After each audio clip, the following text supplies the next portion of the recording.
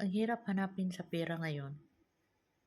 Naku, sobrang hirap.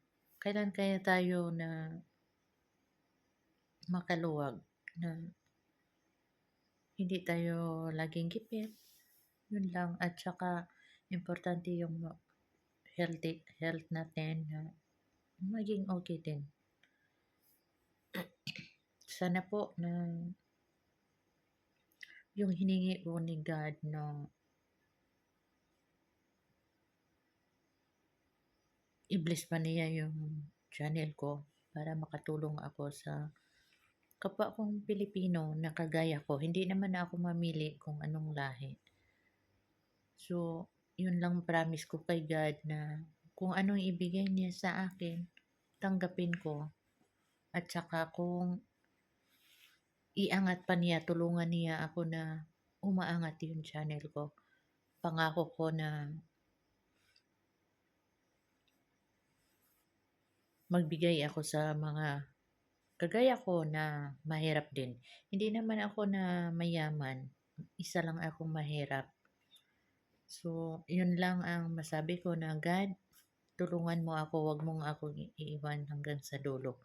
Kung ano man ako ang pinagdaanan ko, so patawarin mo ako kung nagkamali man ako. Hindi ako perfecto na tao. So sana mapatawad mo ako kung anong mali ko. At saka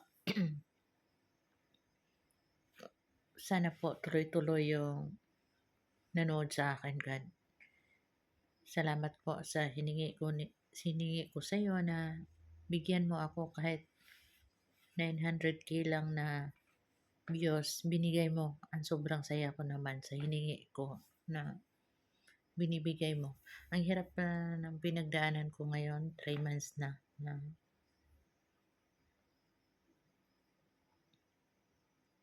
hirap ko na lang, ayoko na lang isabi kasi mas lalong masaktan ako na isabi ko dito na ganito ang pinagdaanan ko pero si God na lang nakakaalam sa akin kung ano.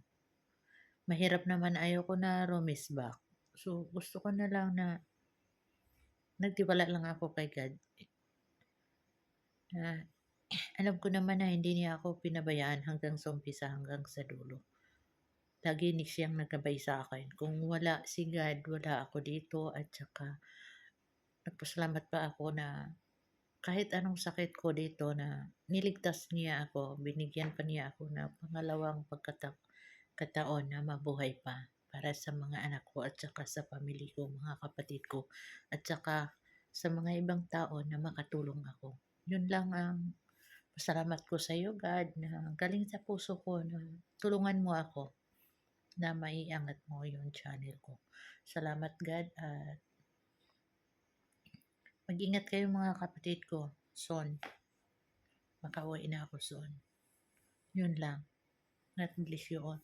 Namiss ko yung mama ko at saka papa ko. Kahit nasa hibin na sila, kahit madalaw ko lang sa puntod nila, happy na ako. Ako ang pinakabunso. Ako ang bunso.